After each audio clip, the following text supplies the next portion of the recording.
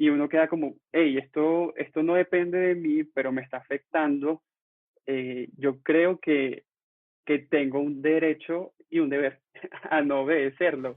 Bienvenidos, somos Lina, Brandon y Cata, creadores de Insatisfechos Podcast. Creemos que la insatisfacción te puede llevar a un nivel de conciencia superior. Shall we begin? Por eso creamos este espacio, donde puedes conectar con todos esos temas que te interesan de emprendimiento, liderazgo y habilidades. Pero sobre todo te atrevas a vivir esa vida que deseas. Semanalmente invitamos a expertos y amigos que comparten historias con las que muchos se pueden sentir identificados. ¡Empecemos! Hola a todos, bienvenidos a Insatisfechos Podcast, un espacio donde pueden encontrar opiniones y experiencias de personas que han vivido una insatisfacción, pero que a raíz de eso han vivido una vida espectacular o le están apostando a vivir una vida mejor.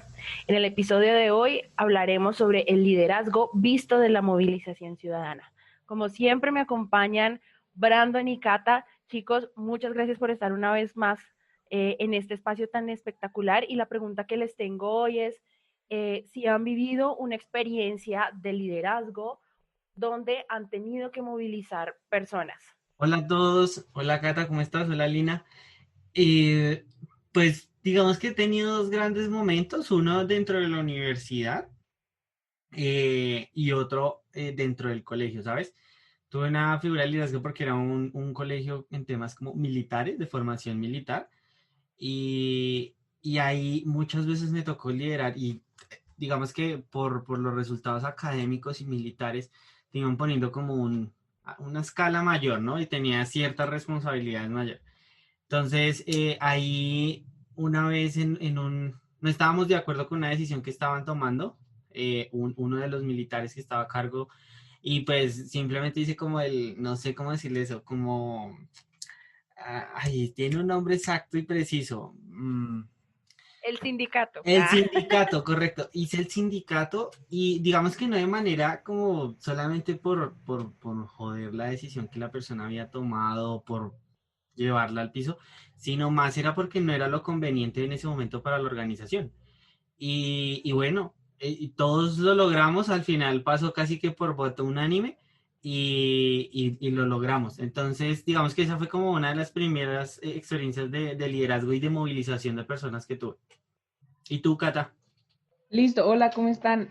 En mi caso, creamos un evento que hablaba sobre la paz, justo antes del plebiscito por la paz, para que los jóvenes tuvieran argumentos de alguna manera para votar frente a la decisión sí o no, y trajimos, digamos que generamos un conversatorio frente con personas que decían que sí había que votar por el plebiscito al sí, y por personas que decían que no, y fue bastante interesante porque tocamos diferentes puntos o organizaciones o personas que se caracterizaban dentro del sector, no solamente político, sino también estudiantil. Entonces creo que esa fue una de las iniciativas que más me ha marcado en el tema de movilización ciudadana. Tú, Lini. Bueno, yo sí debo decir que desde chiquita me ha gustado, como buena comunicadora, me ha gustado mover gente. Entonces, de chiquita me postulé a ser la personera del colegio, esa que prometía la piscina y el gym day. Entonces, desde ahí, Que pero claramente no cumpliste. que obviamente no cumplí, pero fui una buena personera. Pero desde chiquita siempre me ha gustado mucho eso. Además que yo soy de un colegio jesuita, entonces en los colegios jesuitas te invitan mucho como a la acción, a pensar en el otro, en absolutamente todo eso. Entonces, luego cuando ya estaba como en 10º 11, hay una cosa que se llama campamento misión. Entonces era irse a veredas súper alejadas a pues ayudar en actividades de Semana Santa. Entonces ahí me ven a mí, cual misionera, allá. Pero me gustó mucho eso porque fue compartir con la gente pues de la vereda, como gente que tú nunca pues tienes relación. Entonces me pareció súper chévere. Y ya luego en la universidad entré a IESEC y ahí tuve otro tanto de experiencias donde pude ser agenda manager también para un evento para La Paz, que realmente me pareció bastante importante. A mí todo este tema siempre me ha encantado. Entonces, bueno, les pregunto eso porque el invitado de hoy si nosotros hemos hecho cosas, este hombre sí que ha hecho 1500 cosas más, que en serio me parece increíble. Hoy tenemos con nosotros a Alejandro Dalí, profesional en Gobierno y Relaciones Internacionales. Ha participado en organizaciones como IS, WOBI, TEDx y actualmente hace parte de Global Shapers Bogotá y es director de Derecho a No Obedecer. Alejandro, bienvenido y muchas gracias por estar con nosotros. Muchas gracias a ustedes por invitarme. Bueno, Alejo, entonces cuéntanos un poquito como qué has hecho, como de todas estas cosas que estoy diciendo y también como preguntándote a ti lo que les acabo de decir, es como de dónde nace toda esta iniciativa tuya hacia movilizarte, hacia tener experiencias de liderazgo, cuál fue tu insatisfacción, entonces cuéntanos. Claro, muchísimas gracias. Primero, un placer estar acá, qué chévere reencontrarnos, tenemos mucho tiempo sin vernos. IESEC, para los que nos están escuchando, fue lo que nos unió a todos los que estamos aquí presentes. Es un punto muy importante también en mi paseo y en mi camino como líder en formación. Yo creo que un momento clave en mi vida fue en mi en Venezuela. Yo soy venezolano, es quinto año, el último año de bachillerato. En quinto año de bachillerato yo organicé el modelo de Naciones Unidas de mi colegio y preparando el discurso que yo tenía que dar para hacer la inauguración de ese evento, yo me conecté mucho con lo que se convirtió en mi película favorita de toda la vida. También es mi cómic favorito, a mí me gustan mucho los cómics.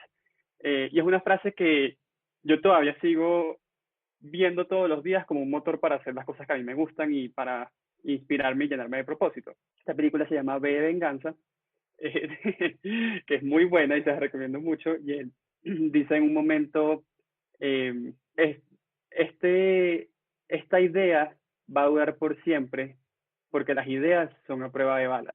Y ese concepto de la idea es eterna, la idea supera a la persona, a la organización, para mí es algo que me ha revolucionado totalmente. Y a partir de esa frase yo construí lo que se convirtió en mi propósito y lo que se convirtió en el por qué yo deseo ser líder, pero también movilizarme como activista.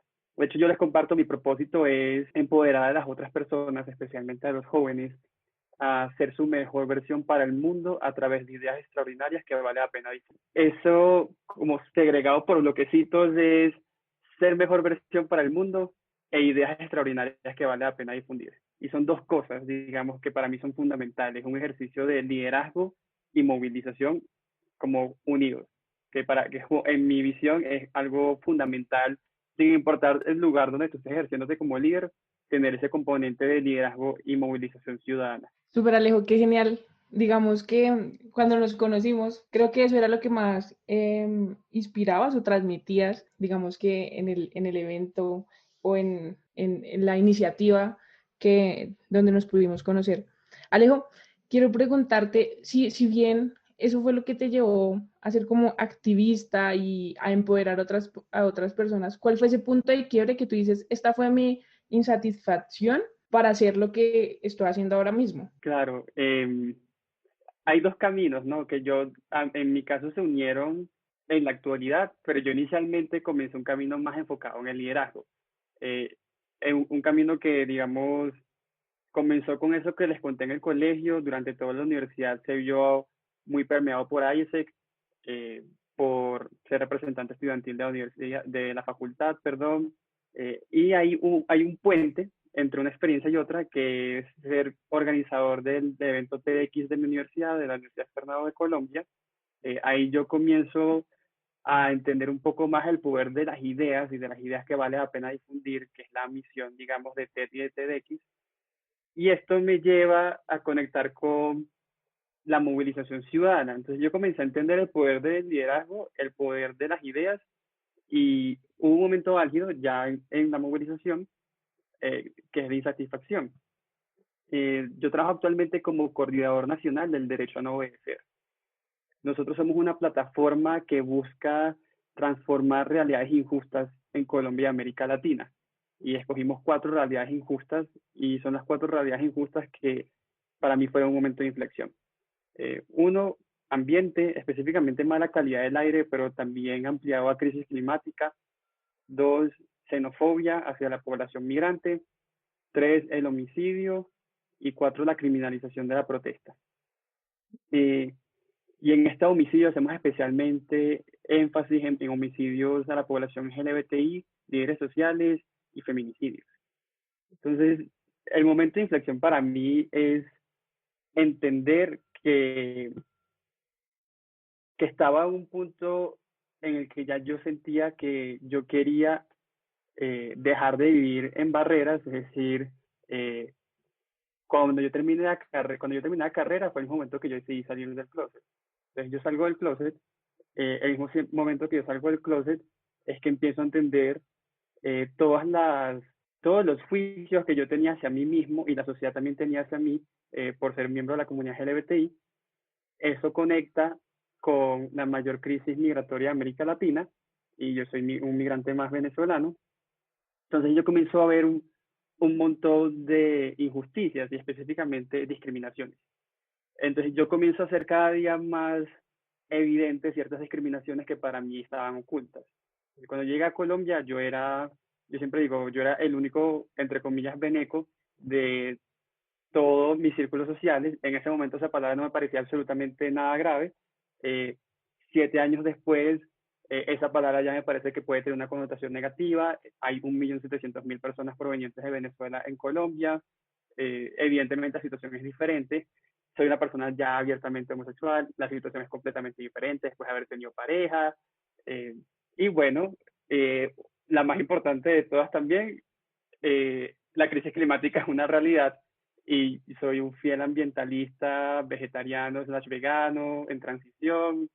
Entonces yo empecé a ver un montón de injusticias y discriminaciones hacia también el planeta y hacia los animales y dije no más.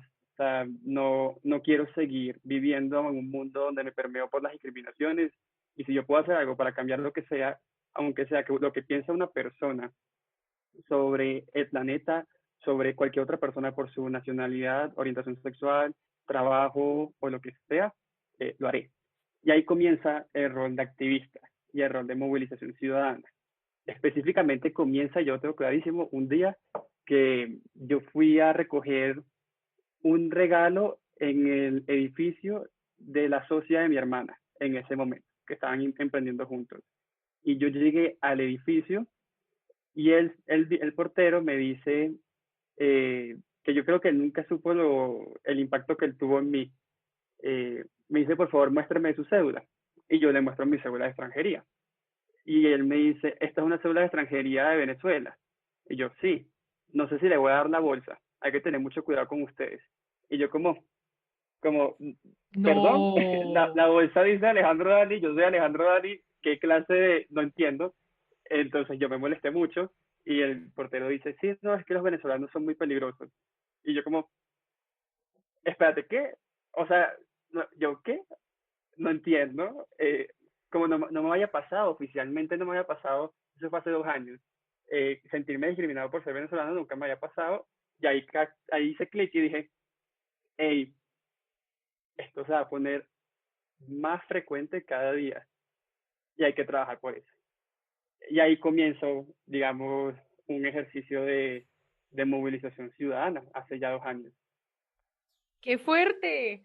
No, es que, y esa es la siguiente pregunta a la que voy, y es como, pues a ver, nosotros estamos en Colombia, pues nosotros 3 somos colombianos, no, o sea, evidentemente no hemos pues pasado por esa experiencia, o bueno, yo sí la pude pasar un poquito en Panamá realmente la discriminación hacia el colombiano y el venezolano es súper, súper fuerte, más que todo hacia el venezolano. De hecho, yo estaba viviendo en Panamá cuando salió esta ley, donde ahora le piden visa y les hicieron devolver un montón de vuelos. Yo me acuerdo, bueno, ahorita de hecho es una situación súper fuerte porque de las experiencias más fuertes que yo viví en Panamá, que yo me encargaba de garantizar que los interns llegaran a Panamá, a las empresas en las que yo era coordinadora.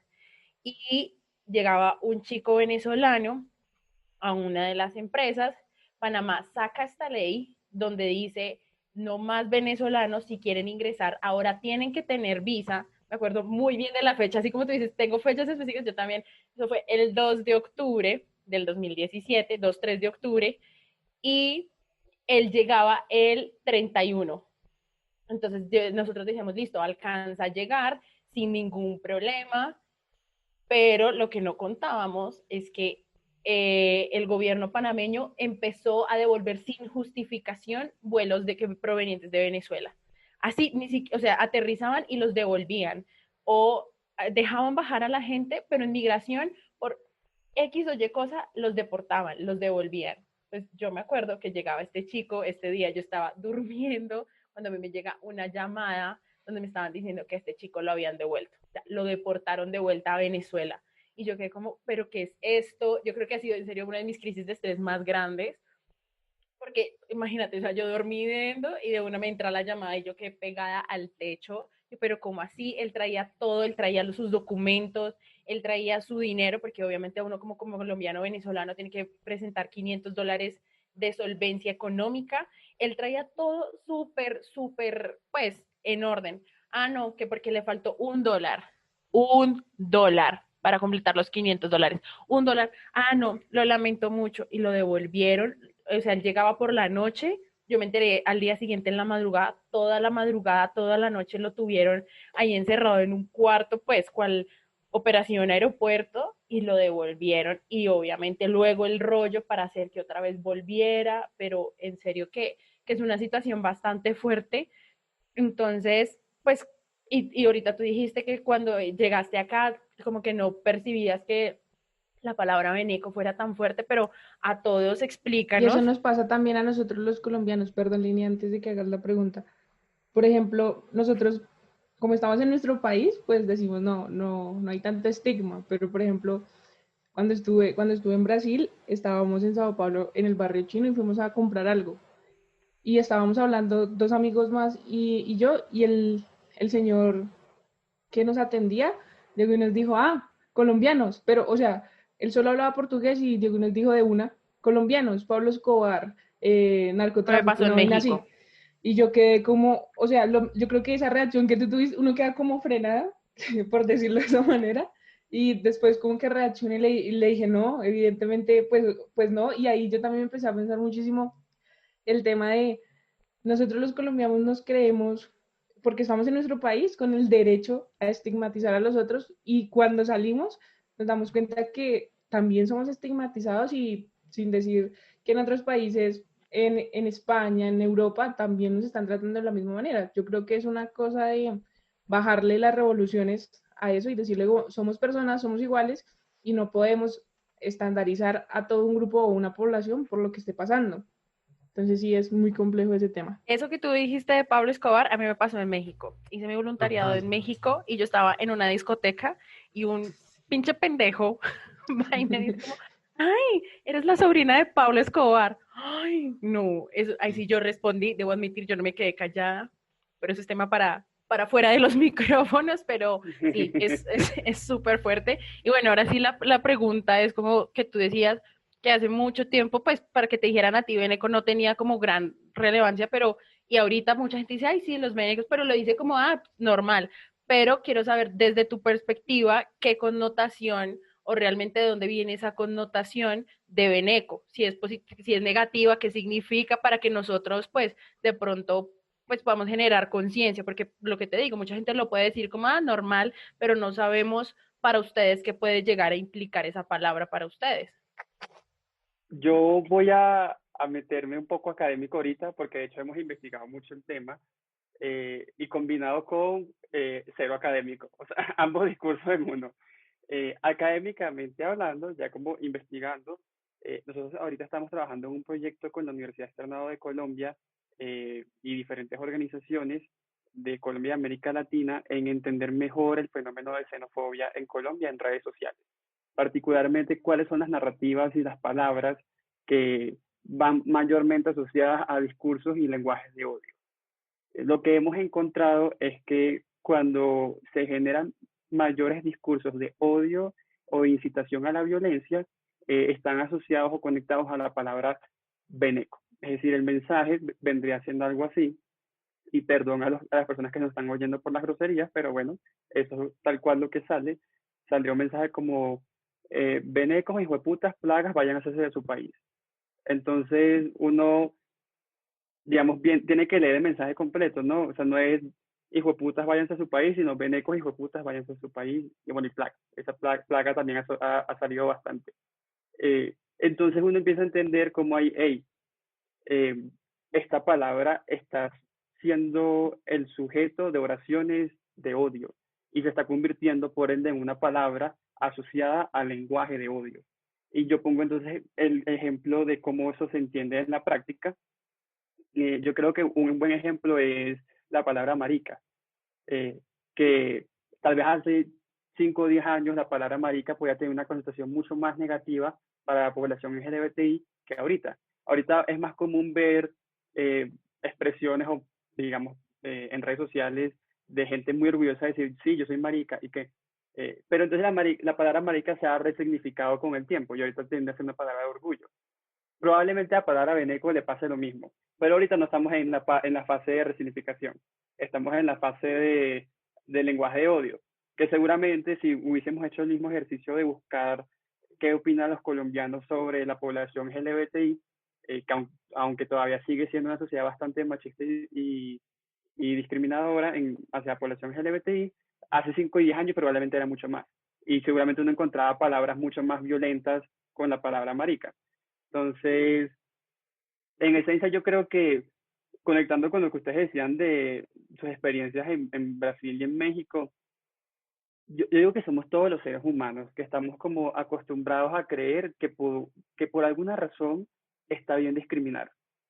Y hablo de discriminar a quien sea, a cualquier, aparte soy budista, entonces hablo de seres sintientes, pues porque para mí el planeta es un ser sintiente, entonces no, tampoco sé quién nos enseñó a que está bien discriminar al planeta. No está bien discriminar a nada.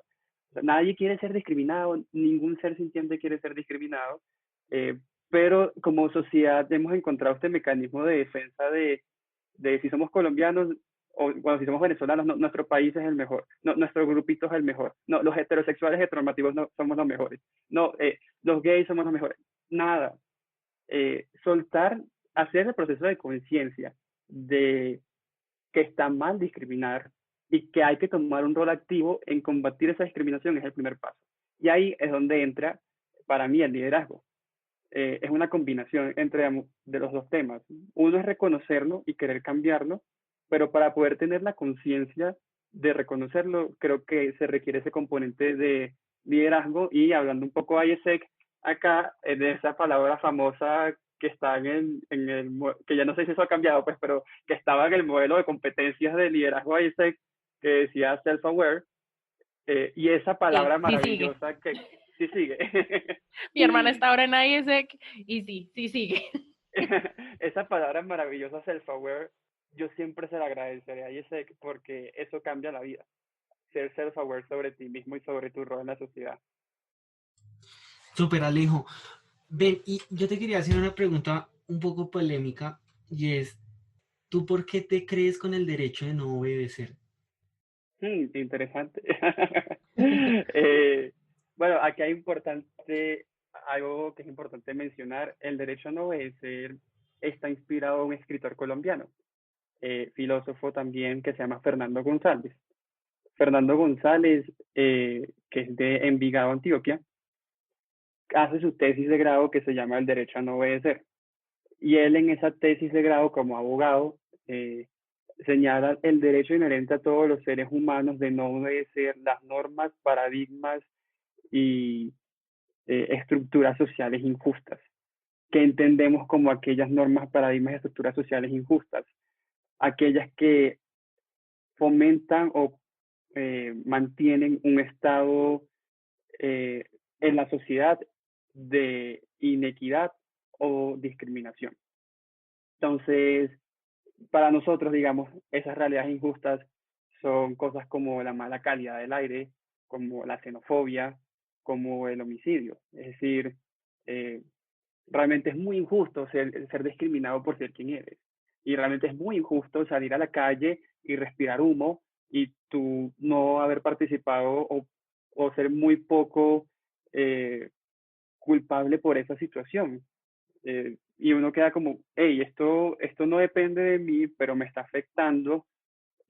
Yo creo que tengo un derecho y un deber a no obedecerlo. Y es muy curioso porque han pasado ya 3 años desde que existe el derecho a no obedecer, 2 años desde que yo ingresé, 1 año desde que soy el coordinador nacional en Colombia, y cada día más la gente pierde el conflicto con la palabra. Colombia es un país de instituciones y un país normativo. Digamos, aquí es muy importante el poder judicial y el poder legislativo, y cuando yo llegaba a reuniones en algunas de las anteriores y decían Alejandro del derecho no obedecer, y todo el mundo, ¿cómo así? ¿De qué derecho? Y es muy curioso porque eso ha cambiado y últimamente llegan cosas como, ay, usted es Alejandro del derecho no obedecer, y ya nadie dice nada, la palabra yo sí, cierto, ¿verdad? Usted también cree que hay que no obedecer ciertas cosas, ¿no? Y la gente no dice nada, y es un ejercicio bonito de rectificar las palabras.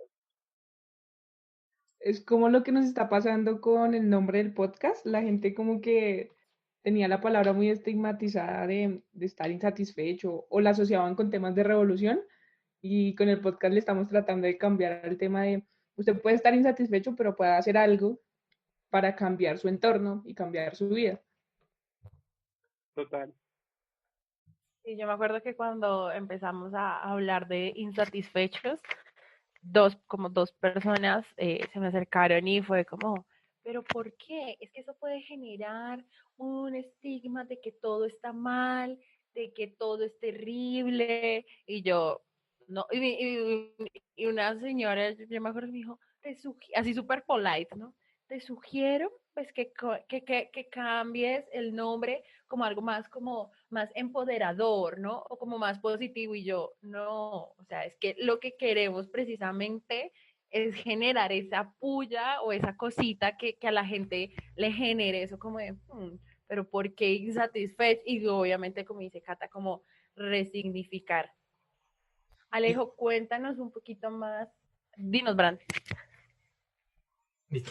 No, y sumando a eso, también creo que en términos sociales se podría decir, todas estas palabras que tienen cierto nivel de estigmatismo, que en algún momento se pueden volver hasta tabú, se pueden posicionar muchísimo más, ¿sabes? Porque toda la gente tiene como ese pequeño, no sé si sea la palabra adecuada, pero voy a decirle como ese pequeño morbo a esas cosas que están como mal vistas. Entonces el derecho no obedecer, uy, o sea, no sé, suena como muy revolucionario, insatisfecho, entonces todo el mundo dice como, uy, esta vaina es como malita, pero venga, porque conozco a gente que lo está haciendo. Entonces, creo que también en algún momento puede convertirse en algo que te pueda potencializar internamente como organización, potencializar el posicionamiento, o por lo menos el conocimiento masivo del mensaje que quieres dar.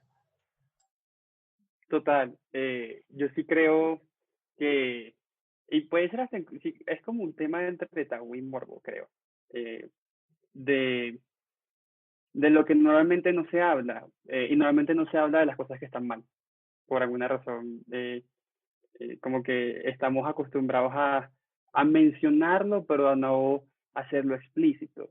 Y no, hay situaciones que están mal, la discriminación está mal, y es típica este tipo de comentarios que es muy padres, eh, como de, sí, eso está mal, pero tampoco es tan grave. Y yo siempre soy el que está ahí como, sí, es grave. Sí, botar eso ahí es grave. No reciclar eso ahí es grave. Y me da mucha eh, emoción como entender los cambios, cómo suceden poco a poco. Eso obviamente genera un montón de conflictos. Yo me acuerdo la primera vez que yo tengo una compostera en la casa, y entonces, no sé, meten algo que no va en la compostera, y yo digo, no, eso no va ahí, si no se daña el compost. Ay, pero no es tan grave. Y yo, no, mira, es que todo ese compost sirve para alimentar las plantas del jardín. Estamos ayudando a reciclar a esta gente, a esta gente, a esta gente, que son los ingresos de estas y estas personas. Bueno, está bien. Y así entonces no pasa, pero es un proceso así de uno hacerlo como cada vez más obvio, es que la gente se quiere saltar las conversaciones difíciles, pero no hay que saltárselas. Alejo, yo te quiero hacer una pregunta. Digamos como estas simples acciones que tú decías, como el tema de la compostera en tu casa, que se refleja en un proceso mucho más grande, que no obedecer, maneja problemáticas que afectan a millones de personas, como nos decías ahorita, de Venezuela en Colombia hay 1.700.000 personas aproximadamente. Eh, Correcto. ¿Cómo se siente también tener ese nivel de responsabilidad con una sociedad tan amplia o con un grupo social tan amplio? Porque creería yo, o no sé, tú me desmientes, eso es como, te pueden ver como una figura de representación, ese 1.7 millones de personas en este momento. No, no, no, no, para nada.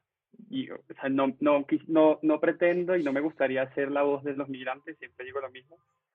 Yo migré en unas condiciones completamente distintas, alcancé a estudiar en una universidad privada en Colombia, vine en un avión y eso ya representa una diferencia tremenda a el 80% de la población que se vino a pie, que son más de 1.300 kilómetros entre Caracas y Bogotá. Eh, yo lo que pretendo ser es un movilizador en contra de la xenofobia y a favor de la integración. Eso. Y en ese ejercicio pretendo ser lo mismo, un movilizador en contra de, coloque la realidad injusta ahí, un movilizador en contra de la crisis climática, de la xenofobia, del homicidio, de la discriminación hacia la población LGTBI, meta realidad, la realidad injusta. Hay algunas que me conectan más, soy más conectado al tema de discriminación hacia la población migrante y temas que tienen que ver con la crisis climática, pero cuando haya una realidad injusta, y eso creo que es un punto clave, una realidad injusta es cualquier cosa que sintamos que es injusto. Eh, y un poco lo que tú preguntabas, Bran, del tema del derecho a no obedecer, y cuando decía no más estructuras y paradigmas sociales injustos, Fernando decía algo muy cierto, y eso es subjetivo. Es decir, hay cosas que son injustas para mí que seguramente para alguien no serán injustas, pero para mí son injustas. Como para mí son injustas, pues yo me voy a movilizar. Y esto es cualquier cosa, esto es el ejemplo que ustedes daban al inicio en el colegio, esto es cuando uno veía algo que estaba mal en un equipo y uno decide cómo postularse como líder o asumir el liderazgo porque ve que las cosas no están saliendo bien, como pequeños actos, cuando alguien le habla mal a otra persona y uno dice, hey, eso no es correcto, todas esas pequeñas realidades injustas que son injustas para mí o para cada uno de ustedes, es algo que podemos cambiar. Y yo creo que yo voto por que nosotros seamos embajadores de cambiar eso. Esa es como la ruta que me gusta ver. Súper, Alejo. Yo quiero preguntarte con respecto a eso, con el derecho a no obedecer, ¿qué tipo de iniciativas se han liderado por medio de esta plataforma? Eh, a ver, nosotros, como les contaba, trabajamos en estas 4 líneas temáticas: calidad del aire, migración, movilización y protesta pacífica y convivencia y seguridad. Cada una de ellas tiene sus propias campañas y implementamos esas campañas entre ciudades del país, Bogotá, Cúcuta y Medellín. Eh, Aprovechando que hemos hablado un poco del tema de xenofobia, yo voy a contarles las de esa línea. En este espacio tenemos una campaña que se llama Tu bandera es mi bandera y hacemos acciones artísticas y culturales de espacios de conversación ciudadana y estrategias de comunicación para promover la integración social y cultural de personas migrantes provenientes de Venezuela. Hasta la fecha, en un año y medio, hemos impactado directamente con estas estrategias, estas acciones a más de 7.300 personas en Colombia, y eso es con acciones directas como presenciales. En redes sociales hemos impactado aproximadamente a 120.000 personas, y estas acciones incluyen cosas como, por ejemplo, llenar la Plaza Bolívar de Bogotá con zapatos de caminantes venezolanos, que eso logró ser portada en 23 medios entre nacionales e internacionales. Cada portada implica cientos de miles de personas que les llega un mensaje distinto. Otro ejercicio que hicimos fue, por ejemplo, eh, llenar el puente internacional Simón Bolívar en Cúcuta con fotografías de migrantes venezolanos.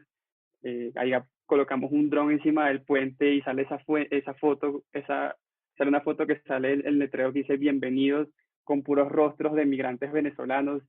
Otra vez eso termina siendo portada en muchos periódicos y más allá de ser portada es lo que significa cambiar la narrativa que da el medio de comunicación y de las personas que lo leen. Entonces, en vez de una portada que podría ser fácilmente crisis migratoria en ascenso, oleada de refugiados, oleada de migrantes, un lenguaje que tiende a la securitización, tiende al peligro, tiende a algo va a pasar, cambia a mensaje de solidaridad por la integración, o zapatos de caminantes que han tenido que dejarlo todo para encontrar un mejor futuro. Otro mensaje. Y ese es nuestro trabajo, transformar los mensajes y llevar esos mensajes a política pública, que es la otra parte de la campaña. Entonces hemos trabajado en la construcción dando recomendaciones a la política pública integral migratoria en Colombia y al Plan Distrital de Desarrollo en Bogotá en temas de migración, y igualmente al Plan Local de Desarrollo de Medellín y de Cúcuta en temas de migración.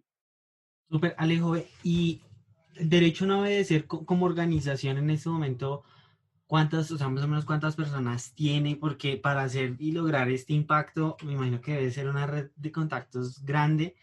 Sí, ¿cuántas, en este momento como organización, quiénes son? Somos 8. Entonces, Pero no sé si qué esos tan son grandes 8, son. 8 hacen, 8 están 8, haciendo para 8 llevar. somos 8, somos 2 en Cúcuta, 2 en Bogotá y 4 en Medellín. Y eso es el equipo. Curioso, ¿no? No, pero no somos todos, evidentemente. Alejo. Esto es porque, perdón, solamente acuñita, esto es porque esto no pasa solamente con el derecho a no obedecer, es el derecho a no obedecer más coaliciones de muchas organizaciones, aliados que están ahí.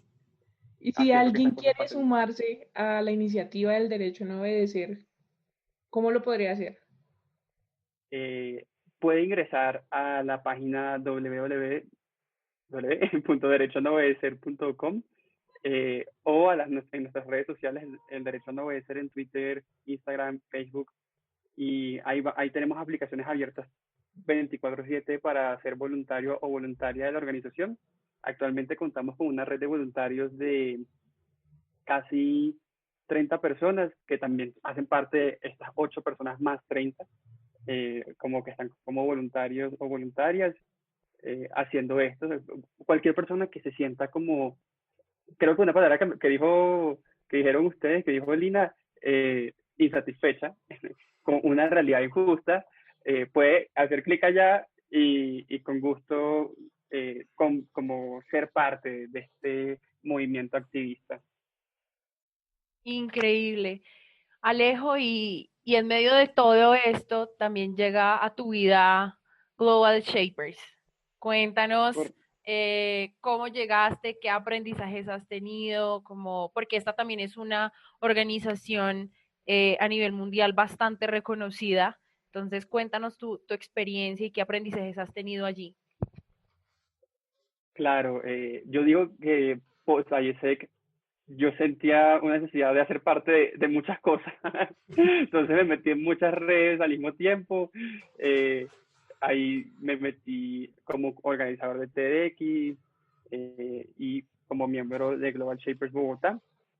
Particularmente yo quedé muy permeado por valores secos, entonces hay una cosa que para mí es fundamental, que es sentirme un ciudadano del mundo, y me gusta mucho pertenecer y trabajar en plataformas que conectan a jóvenes de diferentes partes del planeta a trabajar por causas comunes. En Shapers eso es lo que pasa, somos una red de jóvenes del Foro Económico Mundial que está presente en casi más de, bueno, voy a decir el número de hubs en ciudades porque no sé los países, pero creo que somos más de 2.000 hubs en el mundo.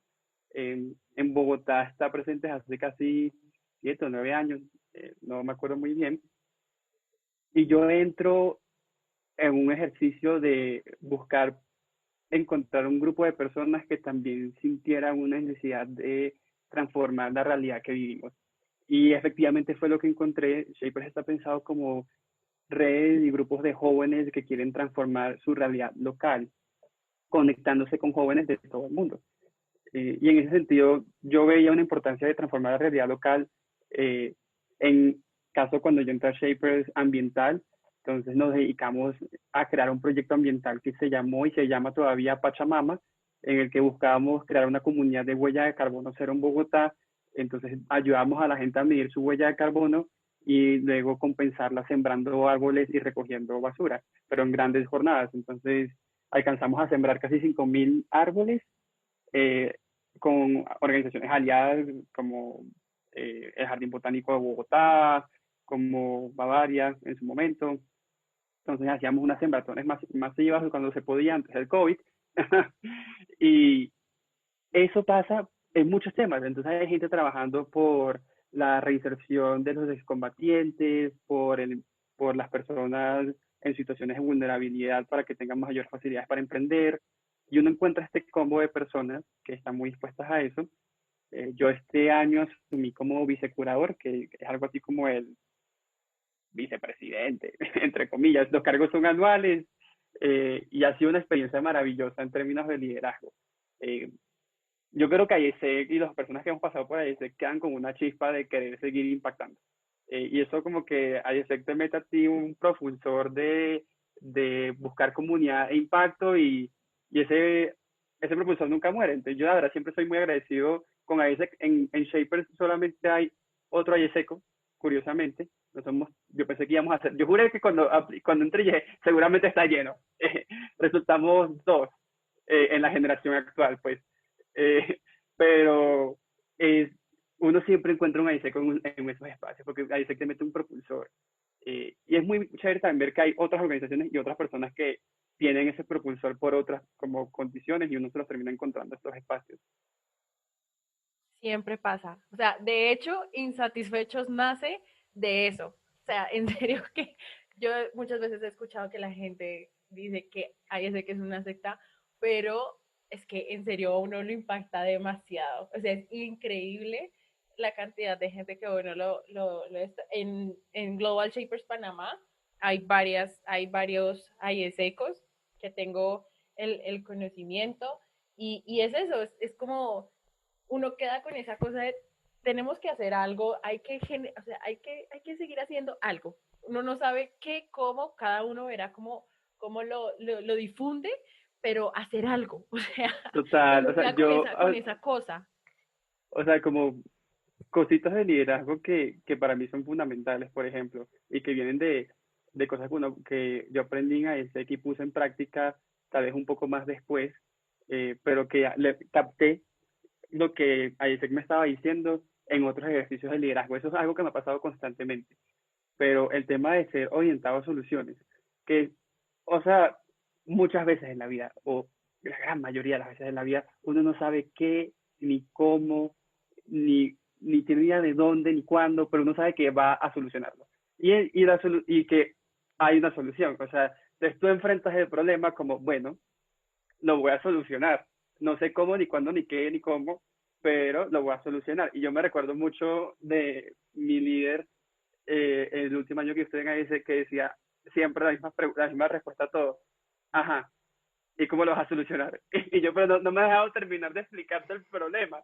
Y ella era como, ajá, ¿y cómo lo vas a solucionar? Y yo le digo eso ahorita a mi equipo todo el tiempo. Es como... Yo soy de ese tipo de personas. Que esto no es diferente a que no hay que enamorarse, a que no hay que enamorarse de la solución, hay que enamorarse del problema, pero hay que enamorarse del problema con una visión de lo puedo solucionar. Creo Sí. que es un mix. Y yo creo que esas habilidades quedan tan en uno que uno después se da cuenta o sea, tú ya notas la diferencia en un equipo. Es como, a mí me pasa, uno está en una empresa o en un equipo X de X ambiente y uno es como, se nota que a esta gente le faltó a ese, que es como, le faltan esos soft skills de time management, team management, de, exacto, ser orientado a soluciones, de tantas cosas que uno queda como, a este le faltó. Y precisamente cuando uno está en equipos de otras cosas, con AIESECos, si nos pasa es como, es que este es AIESECO con no soluciona, no, o sea, fluye más la cosa, ¿no? Entonces, más allá de la propaganda AIESEC, es como, entren a organizaciones que les permitan explorar ese liderazgo, o sea, que les permitan, pues, ver las cosas desde otra perspectiva y que les permita aportar a diferentes cosas. Sí, estoy muy de Total, acuerdo total. con lo que dicen ustedes dos. Dale, Alejo.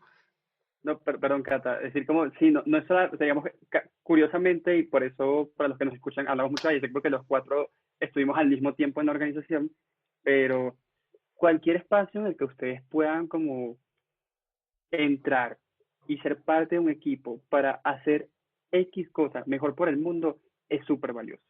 Y si nos están escuchando cualquier persona que esté en la universidad y te estás preguntando como, no tengo tiempo para hacer otra cosa aparte de estudiar, si no tienes que, digamos, trabajar y estudiar y tienes el tiempo como para hacer otra cosa además de estudiar, la respuesta es sí tienes el tiempo para hacer otra cosa además de estudiar, pero podemos asegurar todos, y te va a rendir mejor el tiempo cuando saques el tiempo para estudiar y hacer cualquier otra cosa, que puede ser lo que sea. Pero busca otra gente o otras organizaciones, porque hay muchísimas, no solamente hay ESEC, lo que haya, grupos estudiantiles en tu universidad, en tu empresa, en tu trabajo, y súmate y encuentra gente que quiere cambiar cosas y trata de cambiarlas con ellos.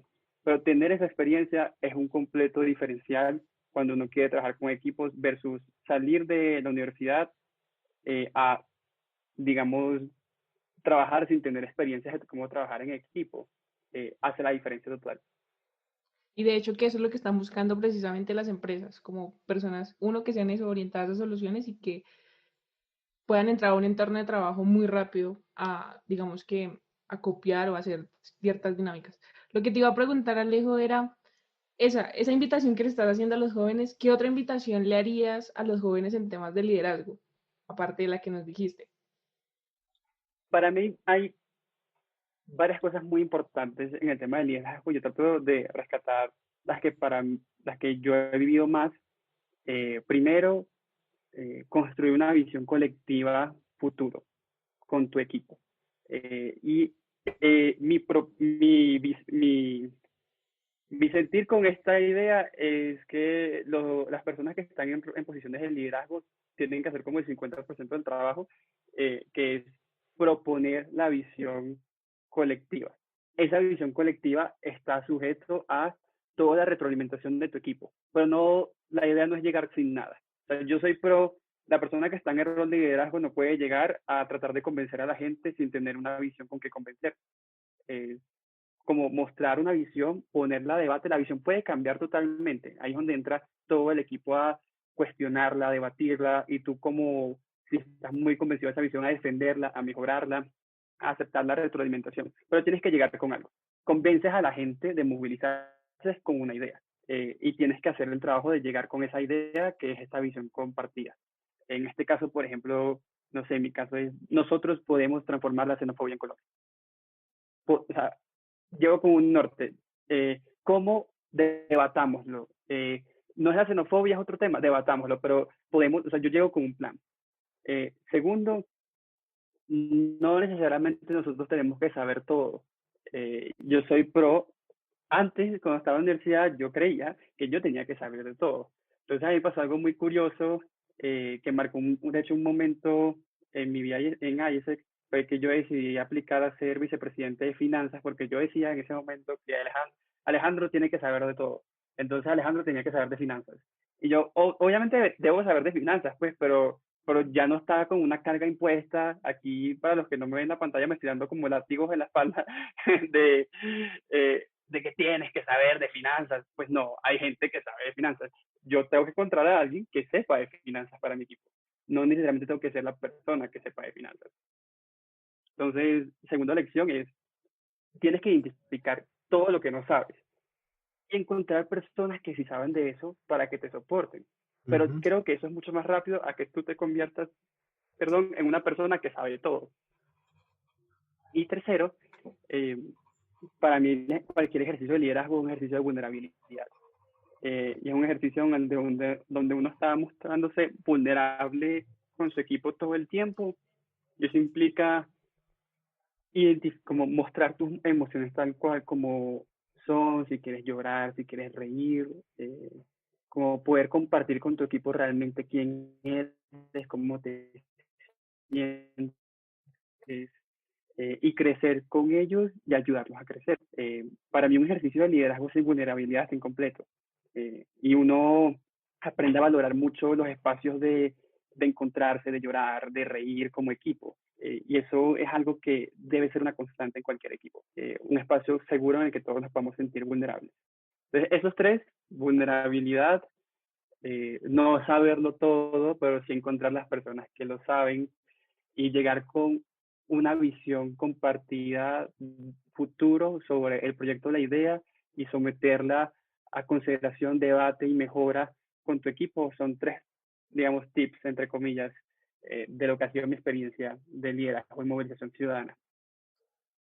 Súper bien, súper bien. Gracias por compartir esos trucos, porque igual puede ser que vengan otros líderes, que nos digan otros, pero el objetivo es ir complementándonos y saber que siempre estamos en un proceso de formación continua, ¿no? No todos no lo sabemos todos. Alejo, digamos que ya dándole cierre a esto, Lina al principio te había dicho como hay un espacio de 6 preguntas súper concretas para 6 respuestas súper concretas. Entonces, arranquemos, Cata. Ok. Listo, la primera, Alejo, es ¿qué te inspira a ser mejor? Servir a los demás.